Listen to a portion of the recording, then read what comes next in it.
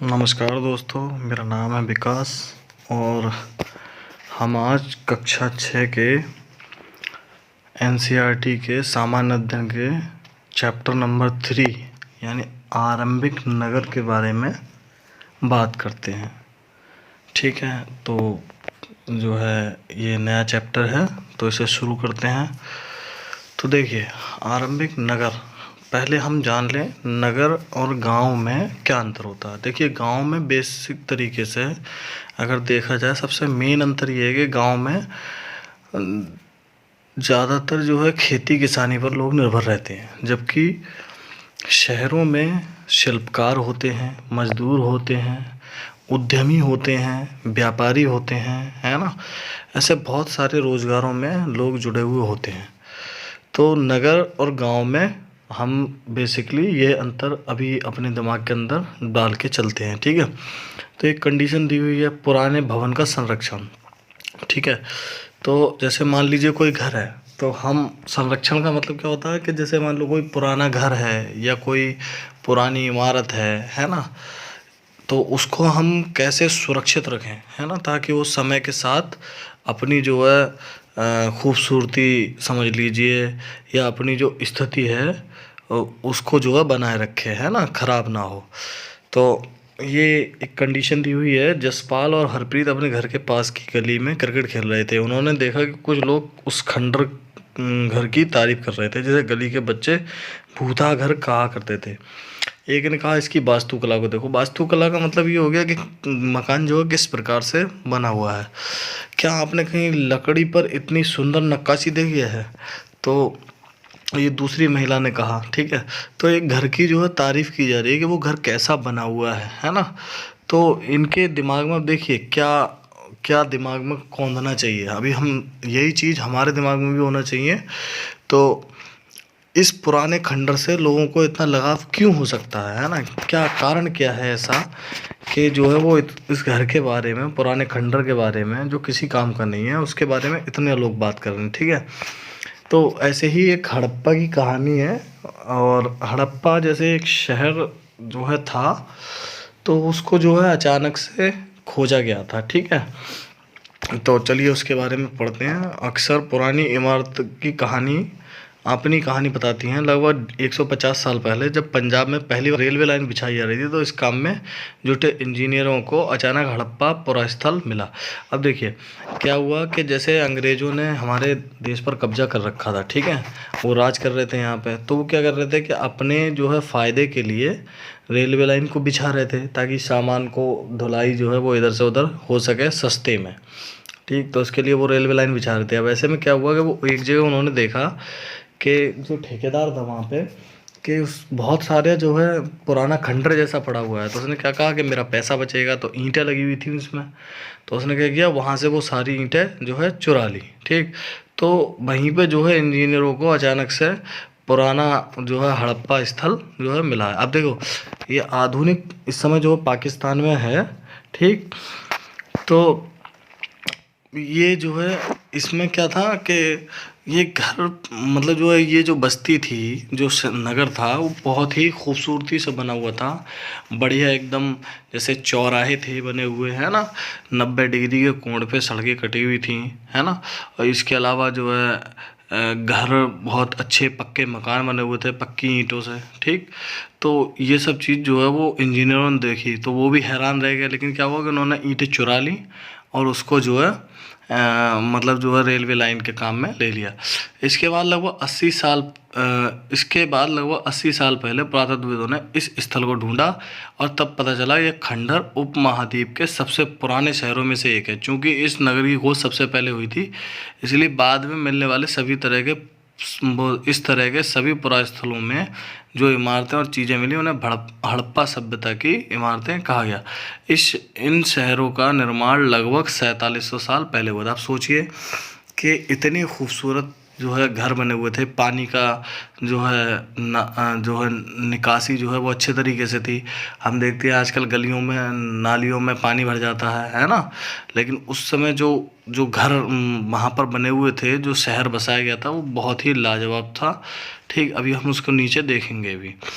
ठीक है, तो इसमें ये जो है एड्रेस दिया गया है, ये नगर आधुनिक पाकिस्तान के पंजाब और सिंध प्रांतों, भारत के गुजरात, राजस्थान, हरियाणा और पंजाब प्रांतों में मिला। देखो बहुत सारे शहर मिले। सबसे पहले मिला था हड़प्पा, ठीक है।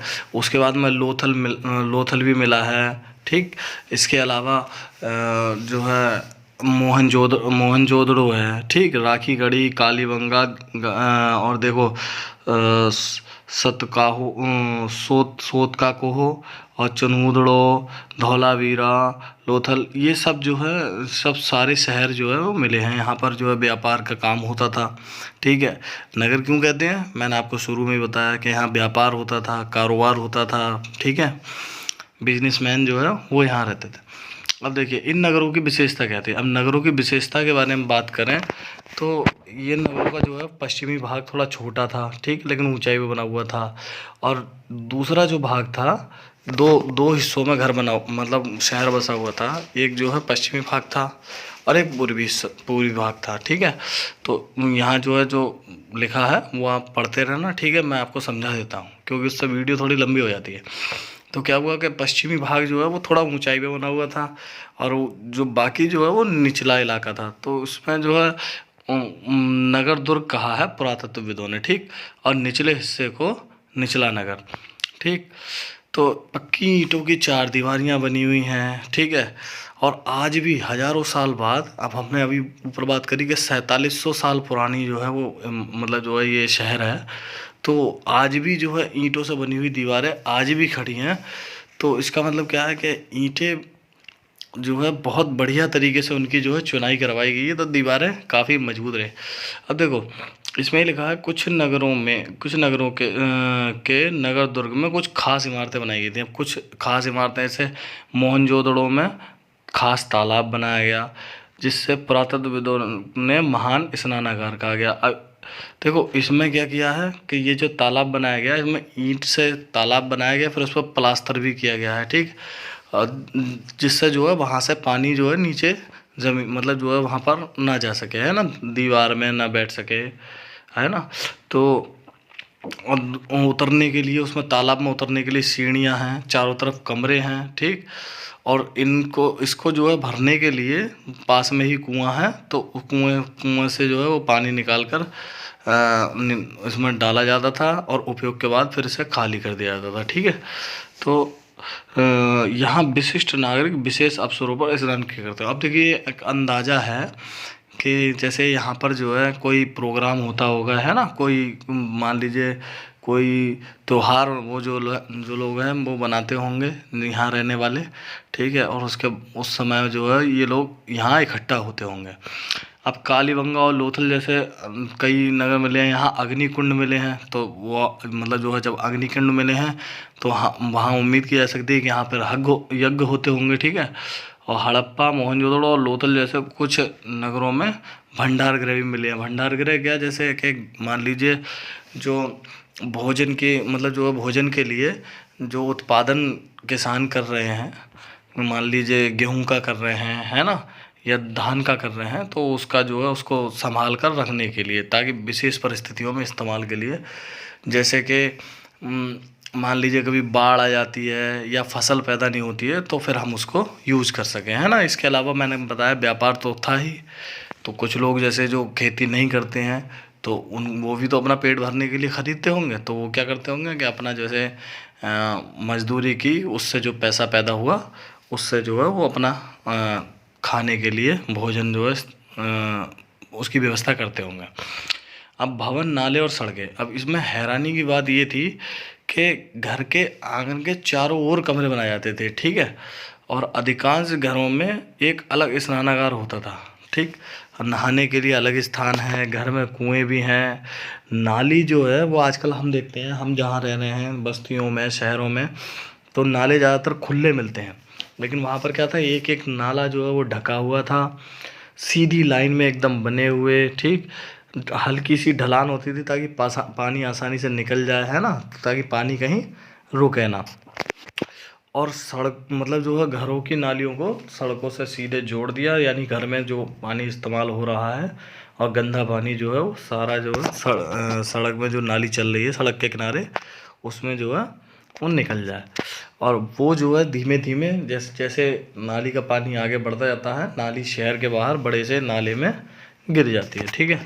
तो उसका पानी जो है मतलब शहर में अच्छी खासी सफाई जो है वो देखने को मिल सकती है, इसी कारण कि पानी की व्यवस्था जो है निकलने की अच्छी थी, ठीक है।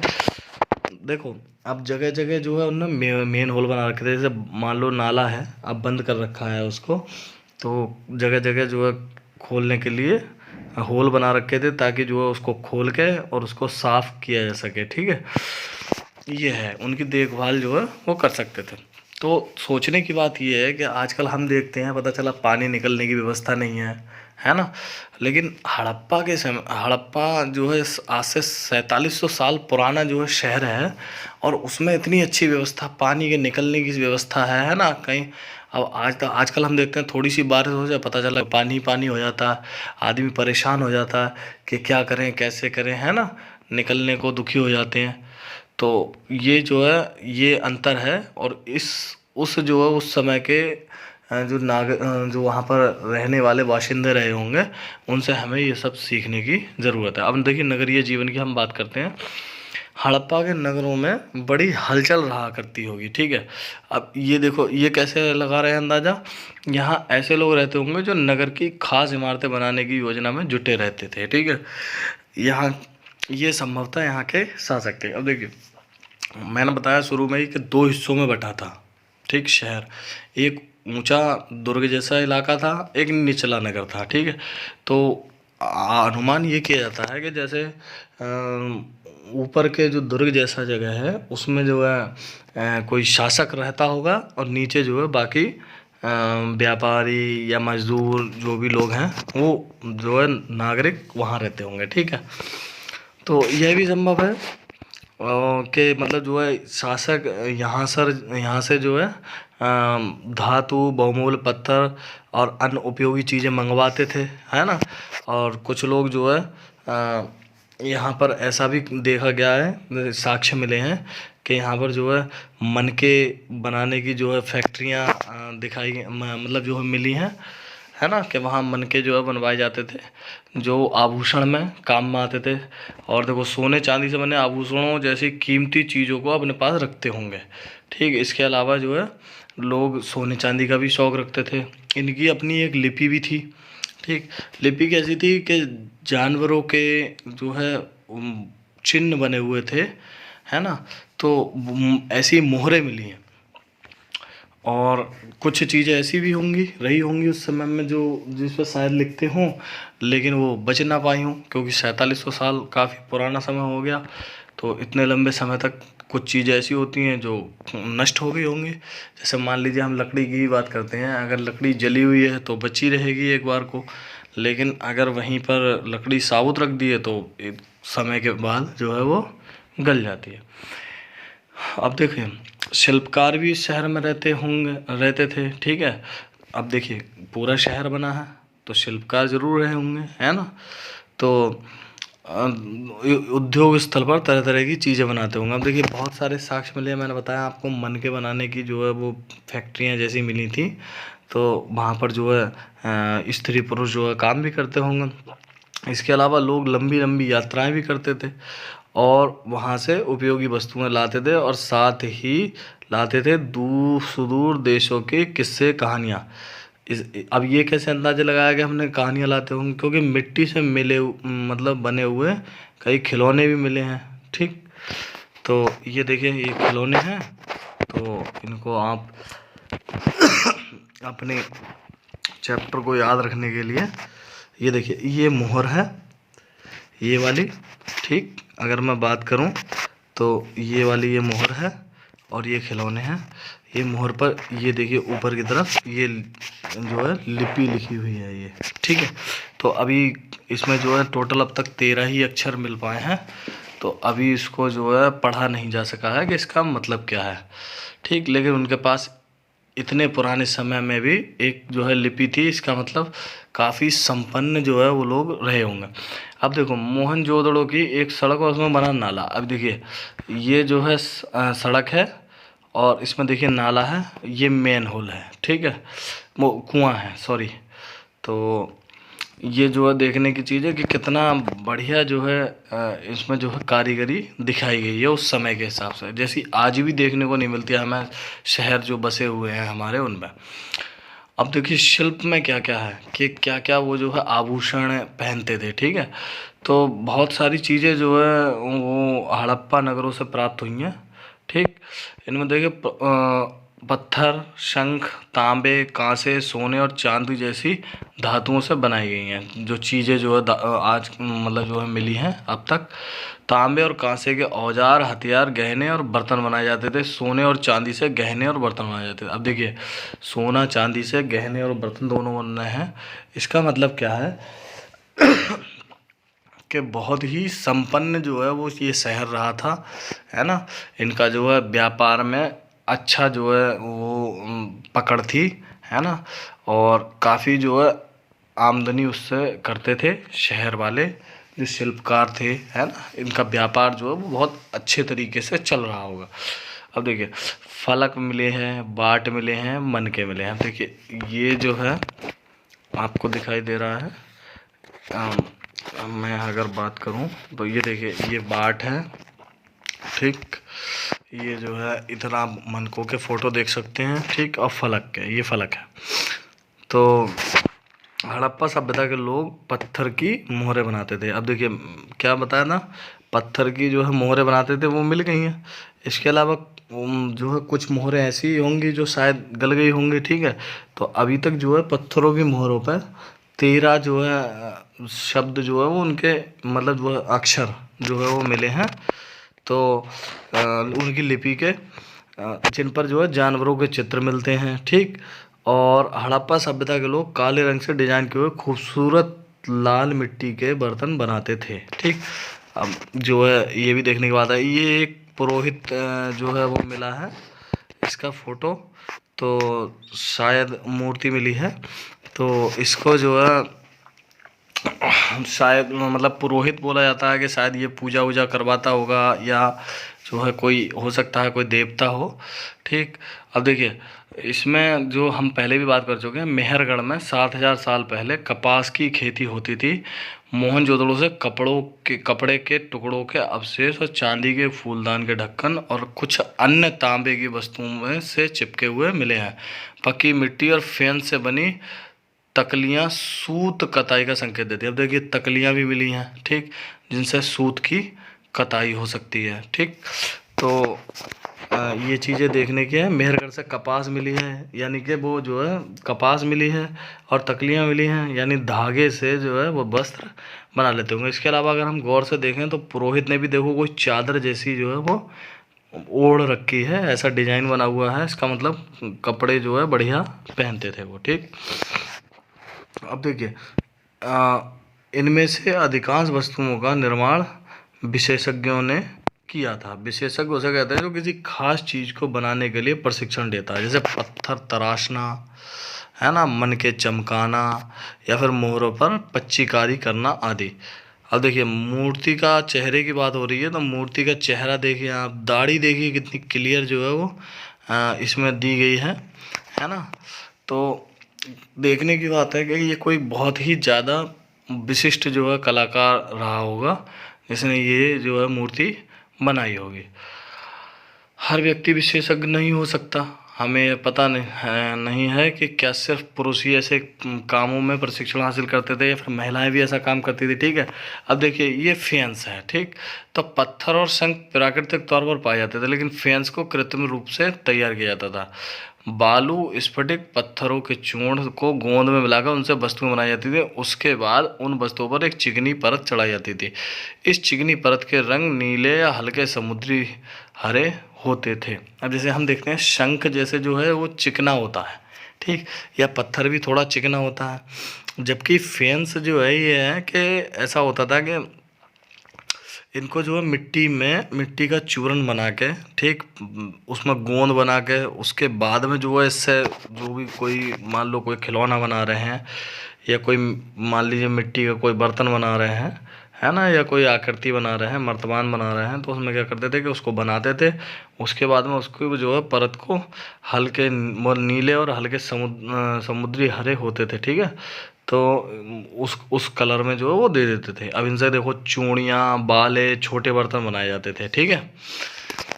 कच्चे माल की खोज। अब देखिए कच्चे माल का क्या है, कच्चा माल वो होता है जो प्राकृतिक रूप में मिलता है, ठीक है। उन पदार्थों को हम कच्चा माल कहते हैं। जैसे किसान मान लीजिए कि वो गेहूं का उत्पादन किया उसने, ठीक है, तो वो गेहूं जो है वो कच्चा माल जो है, क्योंकि उससे आटा बनेगा, आटे से जो है वो रोटी बनेगी, ठीक है। अब जैसे लकड़ी है तो लकड़ी भी कच्चा माल है। इसके अलावा कपास है, जैसे कपास की अगर हम बात करें तो कपास कच्चा माल है। और वस्त्र जो है वो जो है उत्पाद है, ठीक है। तो उसकी कताई बुनाई करके जो है कपड़े की और तैयार किया जाता है, ठीक है। तो ये हो गया कच्चा कच्चा माल, ठीक है। हड़प्पा में लोगों को कई चीज़ें वहीं मिलती थीं, लेकिन तांबा, लोहा, सोना, चांदी और बहुमूल्य पत्थर जैसे पदार्थों का वे दूर दूर से आयात भी करते थे। अब सोचिए व्यापार जो है वो क्या करते थे, बाहर से दूसरी जगहों से व्यापार भी करते थे। ये बहुत सारी धातुएं और पत्थर लेकर आते थे, उनसे वस्तुएं बनाते थे, फिर उनको बेचने भी जाते थे। अब देखिए हड़प्पा के लोग तांबे का आयात लगभग आज के राजस्थान से करते थे, ठीक है। और यहाँ तक कि पश्चिम एशिया देश ओमान से भी तांबे का आयात किया जाता था। पश्चिम एशिया का, जब हम आगे अभी देखेंगे कि पश्चिम एशिया कहाँ पड़ता है, तो पश्चिम एशिया में ओमान एक देश है, ठीक है। तो वहाँ पर जो है वहाँ से भी तांबे का आयात किया जाता था। इसके अलावा राजस्थान से भी मतलब जो है तांबा निकाला जाता था। कांसा बनाने के साथ मिलाई जाने वाली धातु टिन का आयात आधुनिक ईरान और अफगानिस्तान से किया जाता था। सोने का आयात आधुनिक कर्नाटक और बहुमूल्य पत्थर का आयात गुजरात, ईरान और अफगानिस्तान से किया था। अब देखिए आप ये सोचिए कि ये कितना जो है डेवलप रहे होंगे ये, कि दो धातुओं को मिलाकर एक अलग धातु का निर्माण कर रहे हैं, ठीक है। तो इनकी जो है मतलब विशेषज्ञता बहुत ज़्यादा थी। आप साइंटिस्ट बोल सकते हैं, उस समय में भी रहे होंगे, ठीक। अब देखिए ये जो है ये गाड़ी है, ठीक, और ये मोहर है जो हमने ऊपर भी देखी, एक वो मोहर थी, एक ये भी है। तो भोजन देखो क्या करते थे, अनाज उगाते थे, जानवर पालते थे। किसान चरवाहे ही शहरों में रहने वाले शासकों, लेखकों और दस्तकारों के खाने के सामान देते थे। अब देखिए आप जानते ही हैं ये चीज़ कि गांव में जो या किसान है या जो खेती कर रहा है, मान लीजिए शहर के किनारे पर रह रहा है और पास की ज़मीन पर खेती कर रहा है, तो जो शहर के भीतर रहने वाले जैसे लेखक है, शासक है, या कोई शिल्पकार है, दस्तकार है, ठीक, तो भोजन तो उसको भी चाहिए। तो ऐसे में क्या होगा कि जो किसान जो उगाते थे तो वो इतना उगाते थे ताकि पूरे शहर का जो है वो गुजारा उससे हो सके। इसके अलावा अगर बचता है तो जो है उसको भंडार गृह, हमने देखा ही है कि भंडार गृह में जो है वो भर देते थे उसको। अब देखिए यहाँ अवशेष मिले हैं गेहूं के, जौ के, दालें, मटर, धान, तिल, सरसों, इतनी जो है चीज़ों के यहाँ अवशेष भी मिले हैं। और ज़मीन की जुताई जो है वो हल से होती थी। जो है हड़प्पा काल में हल तो जैसे नहीं पाए गए हैं, क्योंकि वे लकड़ी के बने होते थे। हल्के आकार के खिलौने मिले हैं, जिससे उम्मीद लगाई जा सकती है कि वहाँ हल की जो है जानकारी उसमें थी। अब जहाँ वो रहते थे वहाँ बारिश कम होती थी, तो पानी का जो है वो संचय किया जाता था। तो क्या करते थे कि छत पर जो है वो पानी वानी को, बारिश होती है तो उसको भरने के लिए टैंक जैसे बनाकर रखते थे, ताकि ज़रूरत पड़ने पर उस पानी का इस्तेमाल किया जा सके, है ना। तो छत पर जो है वो पानी को इकट्ठा करते थे। हड़प्पा के लोग गाय, भैंस, भेड़, बकरी पालते थे। बस्ती के आसपास तालाब और चारागाह होते थे, लेकिन सूखे महीनों में मवेशियों के झुंड को चारा पानी की तलाश में दूर दूर तक ले जाया जाता था।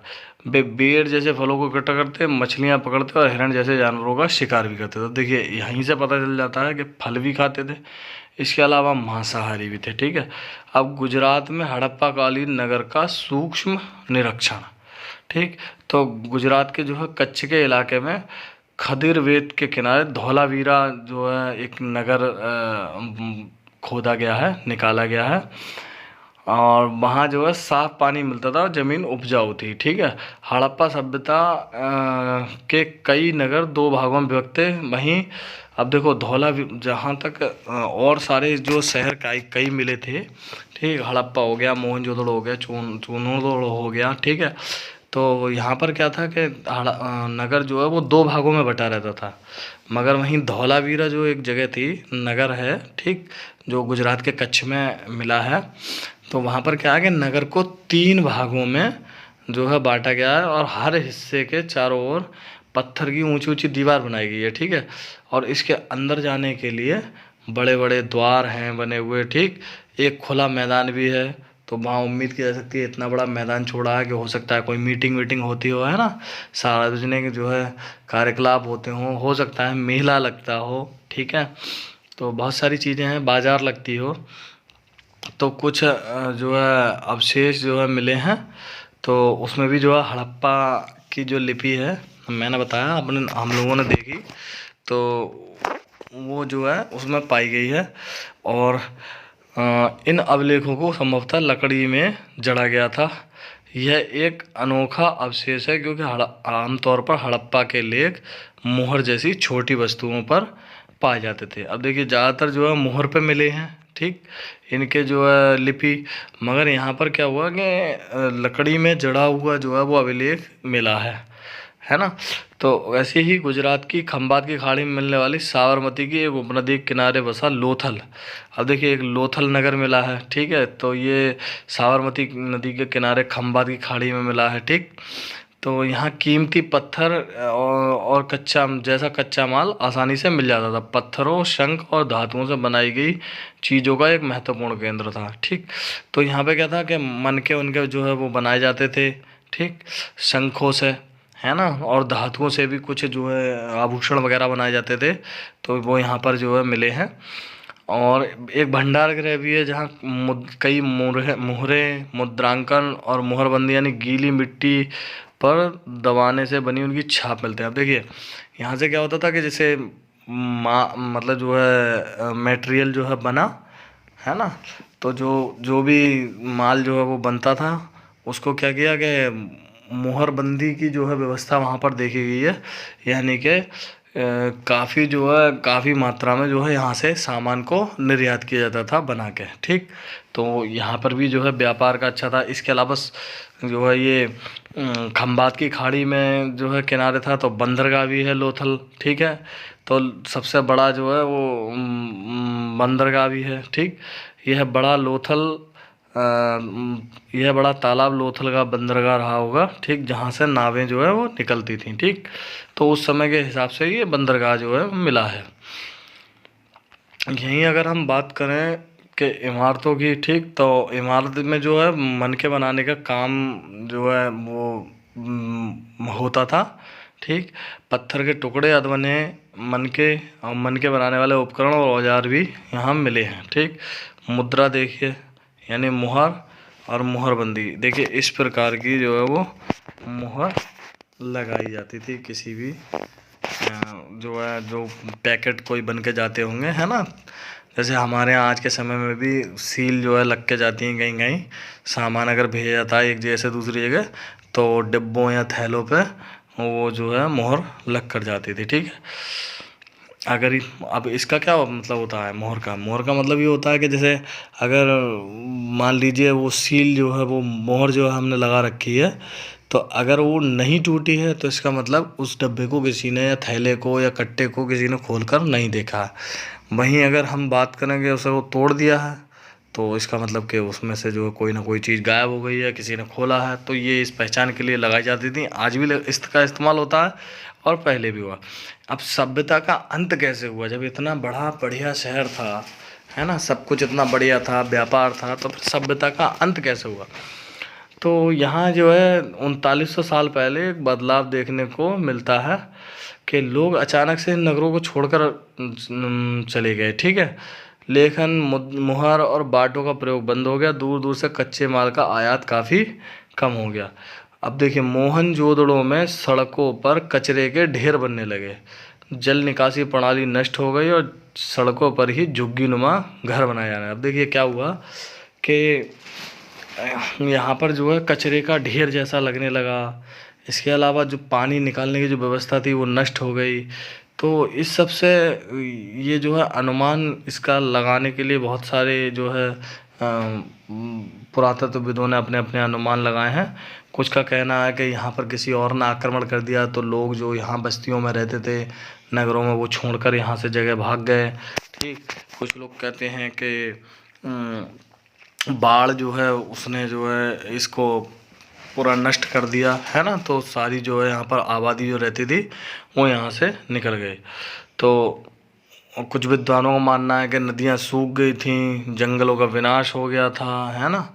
तो और ईंटें पकाने के लिए ईंधन की ज़रूरत पड़ती थी, मवेशियों के लिए चारा चाहिए था, है ना। तो जब सूखा पड़ने लगा तो लोग यहाँ से निकल गए। अब जानवरों के लिए मान लीजिए घास का मैदान चाहिए जहाँ वो मतलब जो अपना चारा खा सकें, ठीक है।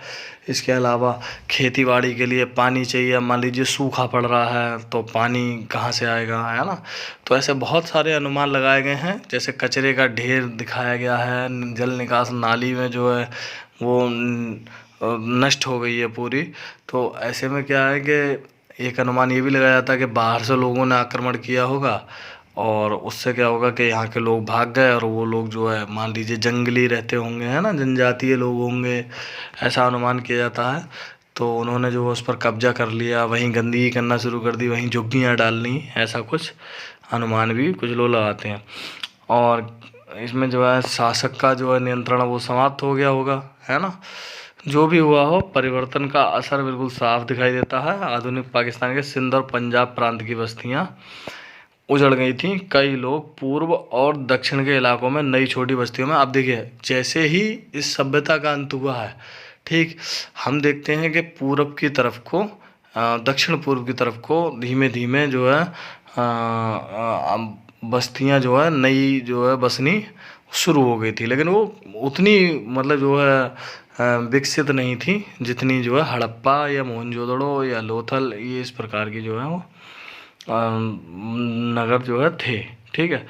तो इसके लगभग 1400 साल बाद नए नगरों का विकास हुआ। इनके बारे में जो है हम आगे पढ़ेंगे, ठीक। अब मिस्र के बारे में ये जो है यहाँ दिखाया गया है, तो इनको एक बार अपनी बुक में पढ़ के, और अगर कोई कुछ समझ में नहीं आ रहा है तो मुझे जो है कमेंट बॉक्स में आप कमेंट कर सकते हैं।